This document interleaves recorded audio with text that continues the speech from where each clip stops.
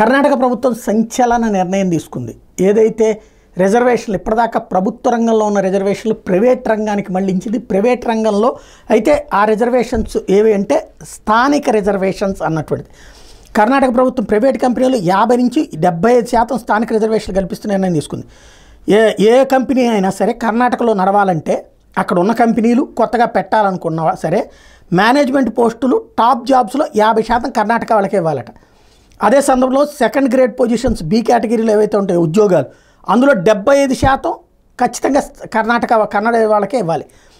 ఆ తర్వాత కన్నడ స్థానిక యువతకి ఇవ్వాల్సి ఉన్నది. ఇకపోతే సిడి కేటగిరీస్ ఏవైతే ఉంటాయో ఆ 2 రకాల పోస్టులు కూడా 100% లోకల్ వాళ్ళకే ఇవ్వాలి అన్నటువంటిది మరొక కీలకమైనటువంటి నిర్ణయం. మేనేజ్మెంట్ కేటగిరీలో స్థానికులకు 50%, నాన్ మేనేజ్మెంట్ కేటగిరీలో 75% రిజర్వేషన్లు కర్ణాటక కేబినెట్ ఆమోదం తెలిపింది. ఈ బిల్లు ఐటీ రంగంతో పాటు మొత్తం ప్రైవేట్ రంగాలకి, ఒక్క ఐటీనే కాదు ఆల్ ప్రైవేట్ సెక్టార్కి వర్తింపజేస్తున్న నిర్ణయం తీసుకుంది.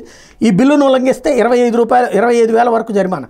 చాలామంది జరిమానా కడతారు, ఉల్లంఘిస్తారు.